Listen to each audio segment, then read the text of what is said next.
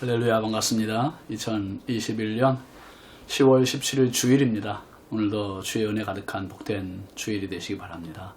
함께할 찬송은 449장입니다.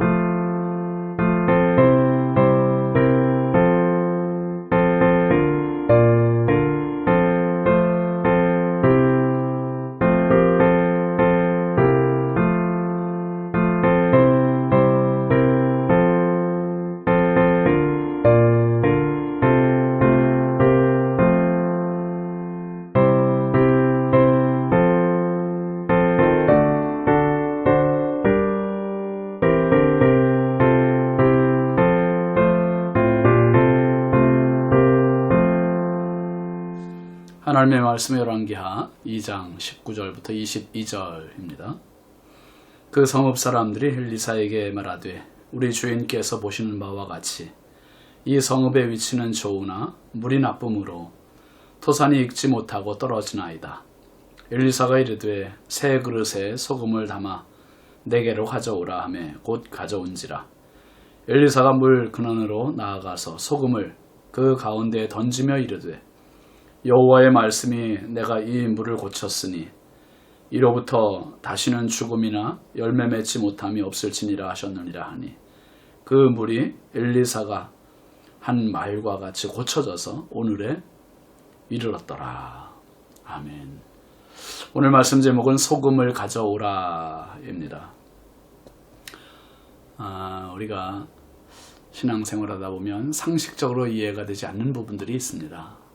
미국에서 유학을 하면서 목회를 하는 한 목사님이 있었습니다. 근데 이 목사님이 첫 학기를 끝나고 났는데 카드 빚이 무려 5,000불이나 되었다고 했습니다.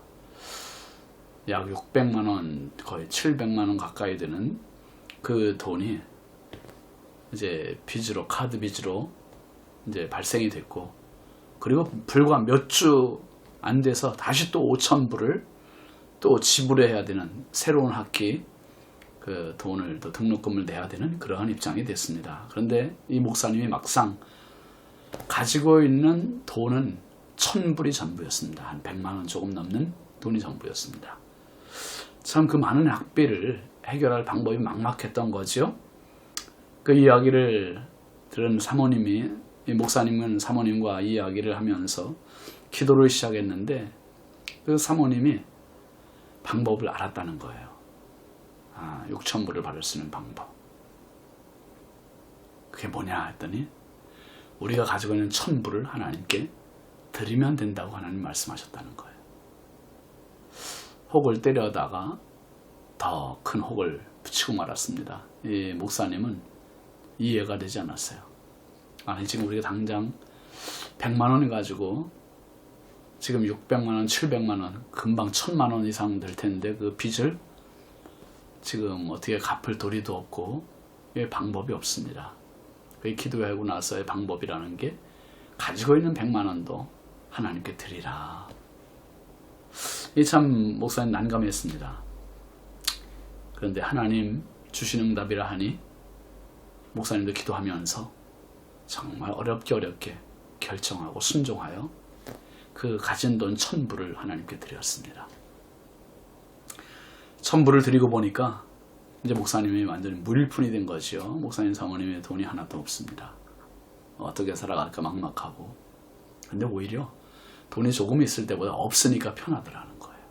없으니까 편하고 하나님께 다 맡기게 되고 하나님만 의지하고 하나님만 바라보게 되고. 근데 참 놀라운, 전혀 생각지도 않게 기적이 일어났습니다. 그 빚을 갚을 뿐만 아니라 학비까지도 다 낼 수 있는 그러한 은혜가 주어졌다는 거예요.